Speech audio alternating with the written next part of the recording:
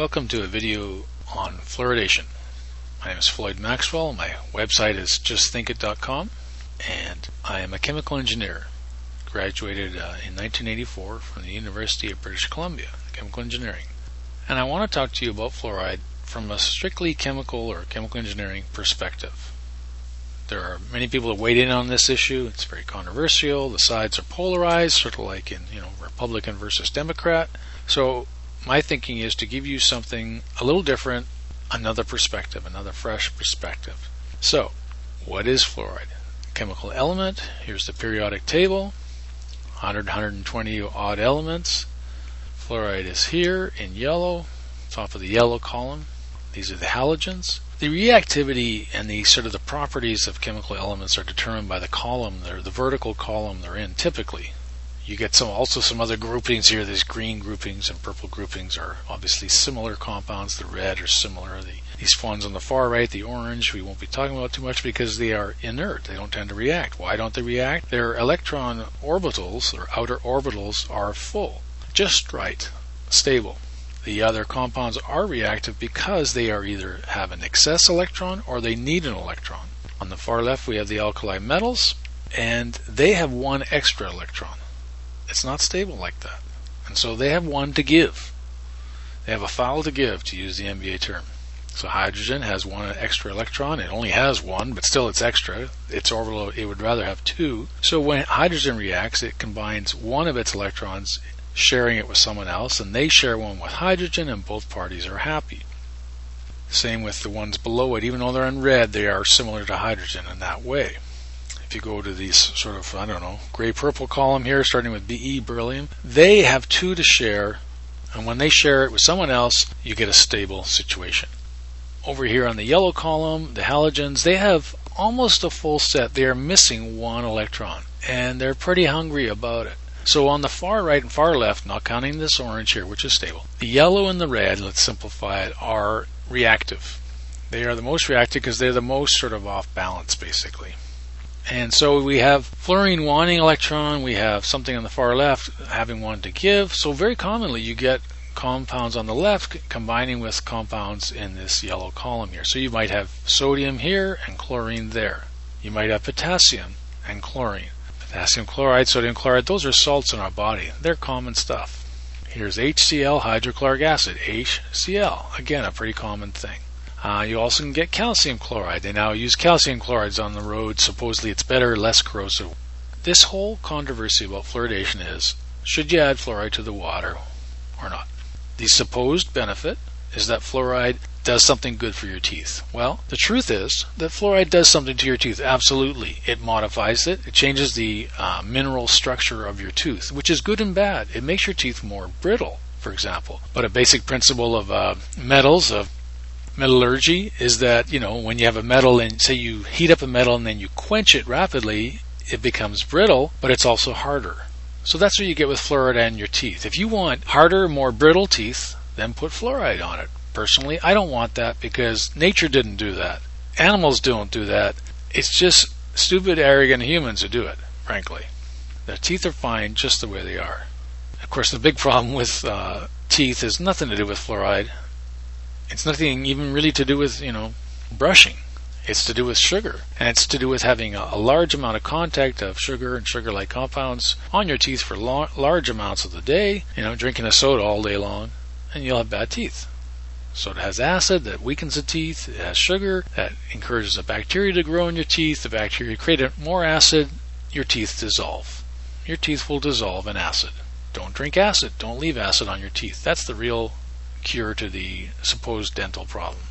So they're adding fluoride to teeth, to water, and you're drinking it, supposedly to help your teeth. Some of it will get to your teeth. If you were to drink it through a straw that missed your teeth entirely, it would get into your body, and some of it would probably trickle towards your teeth. But most of it would not. In other words, if you really are so high on the idea of putting fluoride on your teeth as a way to help your teeth, put it on toothpaste. That goes directly on your teeth. And by the way, if fluoride is a poison, you want to be careful how you get that off your teeth so that you don't swallow it. And you sure as heck don't want kids swallowing big bunches of it, do you? That's why there's a warning on that toothpaste tube. But let me ask you, how many kids do you know that are so meticulous in their brushing that they don't swallow some of the fluoride?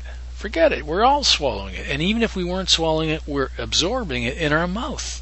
So we're having side effects already from fluoride, not even counting drinking it. Of course, when you drink it, another very bad aspect of fluoride from our body's perspective kicks in, and that is that the fluoride molecule has a molecular weight, fluorine has a molecular weight of 18. Oxygen 16, hydrogen 1, H2O, 2 H's, that would be 2, plus 1 O, which is 16, you get a total of 18. So H2O has the same molecular weight as fluorine. What does that mean? Chemistry, when all else being equal, the size of the molecule determines, well, among other things, its reactivity. So here we have fluorine is the smallest in this group. All else being equal, they all have a need for one electron, but everything else being equal, fluorine is the most reactive. Smaller equals more reactive. Chlorine is next most reactive, bromine less, and of course iodine is so unreactive that you can, it is something that we accept and we do consume it and we do need it in our diet, and it regulates our thyroid, and it is, legitimate. But these other things, as you get up this direction, even just to chlorine is controversial. Chlorine is a poison. Chlorine gas, World War II, this is bad stuff. And it's bleach. When you drink chlorinated water, you're drinking bleach. The next step up from chlorinated water is chloramine water, which is like a little nastier. And then you get to the big one, fluoridated water. So, fluorine is the most reactive thing in the whole periodic table.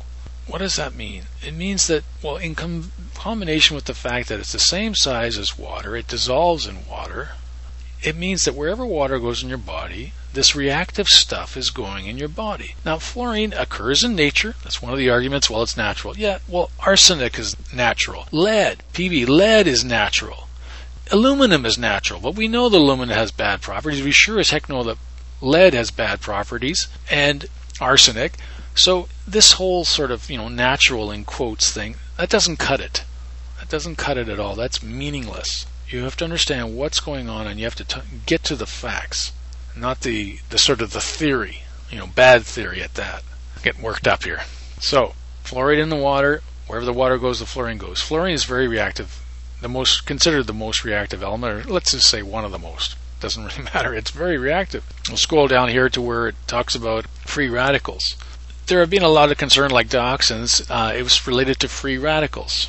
Basically, dioxins, everyone found out, were really nasty. When you burn something, you get partial burning products. Those are dioxins, and they're really bad. Why? They're free radicals. Smoking, what's so bad about smoking? Free radicals. Stuff in the smoke that wants to react. Well, you don't have to smoke to get something bad in your body. Just put some fluorine in there, and you've got something that's radical.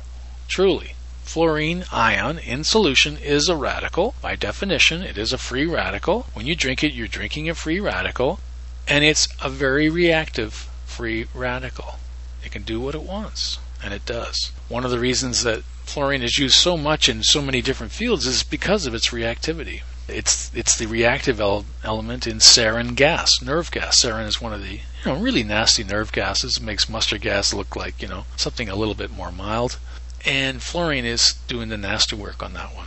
There's a lot of medical chemicals that have fluorine as the active ingredient. They're not good chemicals. We're not talking, stuff that makes you better. We're talking stuff that masks symptoms and is supposedly recommended for you, but really when you investigate it, it's bad news. When you go under the knife, when you get general anesthetic, that general anesthetic these days usually is a fluorine active compound. In other words, the fluorine is is the reason this compound is working and knocking you out, taking control of you, frankly. Yes, we do need to have operations, but wouldn't it, from my perspective, it would be nice if we had a general anesthetic that didn't involve fluorine. So speaking of that, yeah, fluorine is all over the place. It's in, I think it's Prozac, it's in anesthetics. They're now adding it as a fungicide. They don't have to list it on the ingredients. This stuff is getting really prevalent in the environment. The problem is it reacts with our body. In other words, stays in our body. Our kidneys are a filter, like a mesh. Fluorine's the size of water. Kidneys don't filter out water. They filter out part, and the key part, well, that means they filter out part of the fluorine, keep the rest of the fluorine, about 50%, just like the water. And we've got a problem of accumulation of this stuff, and it causes fluorosis. Look up, just go into Google, click on images, and type in fluorosis. F-L-U-O-R, O-S-I-S, fluorosis. Google will help you with the spelling. You'll see some really horrific pictures. This is what happens when you get too much fluoride. Check it out, man. This is a really, really nasty subject. This isn't think of the children. That is the big lie. And speaking of big lies, this wonder drug, fluoride, one of the wonder drugs of the 20th century, that's what you'll hear people saying sometimes, especially on, mass media. Fluoridation started in the 50s. And they're just so proud of it. Oh, wow. It's a lie. That lie started in the 50s. It's no different than asbestos, really, in terms of we start off thinking it's good, or for that matter, lead in gasoline. You start adding lead, tetraethyl lead to gasoline. Oh, wow, we get better octane. Hey, that, in principle, good idea. Getting more octane, getting more bang for your buck, literally, great idea. Oh, oops, we're putting lead into the environment, then we're breathing it, and then it's getting on our plants, etc. That's a bad idea. In fact, if you research about lead and violence, there was a new article recently about that, saying that violence has decreased in the last few decades. Pretty much they figure exactly because of getting lead out of the gasoline. Well, it's time to get the lead out of our water. The lead in this case being fluoride, although when they the type of material they actually put in your water supply when they fluoridate it does contain lead. Why? Because it's a toxic waste product of the fertilizer and aluminum smelting industries, that companies used to have to pay money to get rid of this toxic product, big bucks to get rid of it, and now they can sell it because it's good for you, and they put it in your water. This is a big conspiracy. It's on a big level, and people who try and speak out about it are ostracized, fired, etc. And then sort of average Joe nobodies like myself, when we speak out about it, they say, well, you're not scientific, and blah, blah, blah, whack jobs and conspiracy. Well, hey, it's a conspiracy. I'm comfortable saying that. Conspiracy says one or more people working together to do something. Hey, one or more people are definitely working on it, so the only thing left to resolve is it good or not? If it's not good, it's a conspiracy. That's it. Well, this is a huge conspiracy. This is the conspiracy of our times. That's why on my website, this is a page called, No Fluoride and No F. I've shortened it to say that, but I have other pages. I have an international anti-fluoridation database. You are probably in there, like your town, your community, your county, your water supply, your country. It'll be mentioned in here somewhere most likely. If not, send me an email, let me know. I'll be happy to add it. There's all kinds of different actions you can take. You can lobby. You can avoid it. That's what I recommend. I think reverse osmosis is ineffective because basically it works the same way as your kidneys. Was personally not convinced of distillation when I tried it, but maybe it's just a matter of your equipment. It seems, because if you look at it, water boils at 212. I just use HF as an example. Hydrofluoric acid boils at basically the same temperature range. So unless your equipment maybe can be fine-tuned a little bit, I think you will evaporate the water, you'll evaporate the fluoride, and then they'll both condense and you've got the problem again. Don't trust your water. Look into it. Contact your water supply.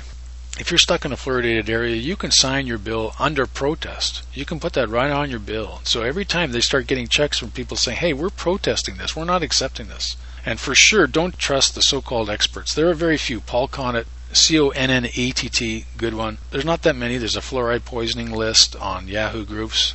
I recommend that. Some experts there.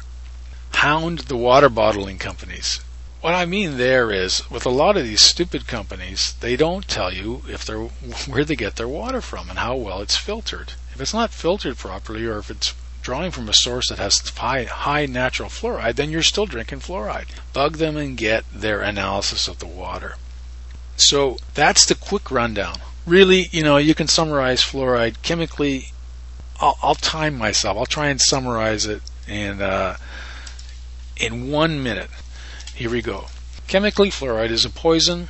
It's more toxic than lead, almost as toxic as arsenic. It is the same size as the water molecule, so wherever the water goes, the fluoride goes. It's supposedly good for teeth, but in reality, it hardens and makes more brittle teeth. It does the same for bones, giving you fluorosis, very bad news. It is biologically very active, so the range of side effects is probably sets a record for side effects from one compound. It's a conspiracy, no two ways about it. If it's any good, put it on your toothpaste. In my case, I don't put it on my toothpaste. I don't drink it. I don't shower in it. I don't recommend you do. That's all in 45 seconds. So this is Floyd Maxwell on fluoride, venting my spleen. Research it. Don't trust me, research it. But if you want a chemical engineer's perspective, one of them anyway, I just gave it to you. It's bad. And it's a big lie. How do you feel about that?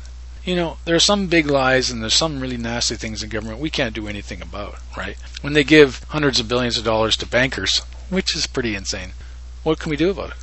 Nothing. Well, you can do something about fluoride, especially for your kids. I mean, if you're, depending on your age, let's say you're past the halfway point in your life, it's less important. But what if you have a young child? Children are even more susceptible to all kinds of things, and certainly to fluoride as well. Do you really want to be poisoning them from the get-go? Do you really want to be doing that? There are other conspiracies I would encourage you to look into. Get into the spirit of conspiracies. It's good for you. It's good for you.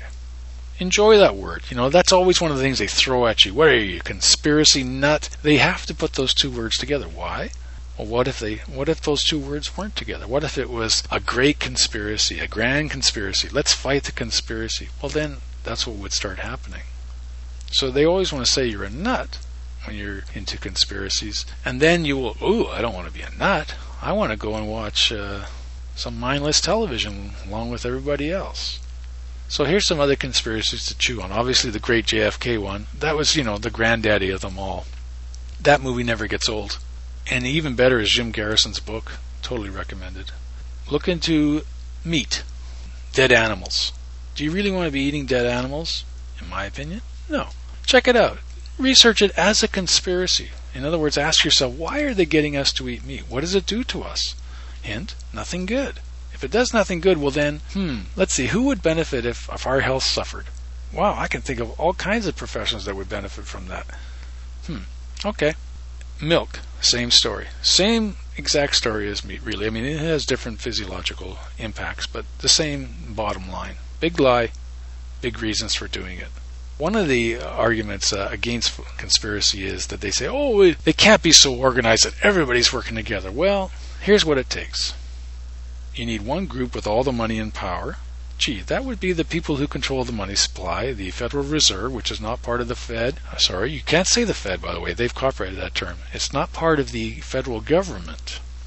It's a private corporation that loans money to the government. That's right. A private company loans money to the government. Then the government has to pay it back. But if they loan you $1 and you have to pay it back $1.10, where do you get the 10 from? Think about that. It's called repossession. That's where you get it from. So, one group has all the power. They've had it since Jekyll's Island. We're coming up in the anniversary of Jekyll's Island. A truly grim moment in U.S. history. Thanks, Woodrow Wilson, for nothing. So, one group has all the power. Well, all you have to do is just dole out your money and support your little worthy causes. Worthy if you're a trillionaire. It's so simple when you have trillions of dollars to control the whole ball of wax. It really is. Use your imagination, and then fight the power. For your own sake, for your kids, for the sake of others, because, if you get something significant going, then you can help more than, you can help a bunch of people. And, just one for the good guys, right? I mean, these poor, pathetic trillionaires, believe it or not, I feel more sorry for them than for anyone on the face of the earth, because they are so insane. So obsessed, they can't stop what they're doing. They truly cannot. I've met some very wealthy people, and I did not come away impressed. They are so obsessed. Not impressed, obsessed. That's the word of the day. They're obsessed. They're out of their mind. And how happy would you be if you were out of their mind? I'll give you a clue. Look at that person on the street who's shouting when you walk by, the guy who's pushing a shopping cart. That guy is out of his mind, poor guy. Or girl. I guess it's probably usually a guy these days. Anyway, I feel sorry for them. I care about the guys in the street. Trillionaires, no, not so much. But at the same time, wouldn't it be kind of awesome if these trillionaires could become enlightened and stop being so crazy? Stop pushing their megalomania, their wealth complex. I mean, this is the penultimate wealth complex, You can't get much more greedy than a trillionaire. You just think about it. How many people are homeless? Pick a number. How many people don't have a meal today? Let's say it's 1 billion. If you're a trillionaire, let's say you have, let's say $1 trillion. Billion people, you could give each of those billion people $1,000.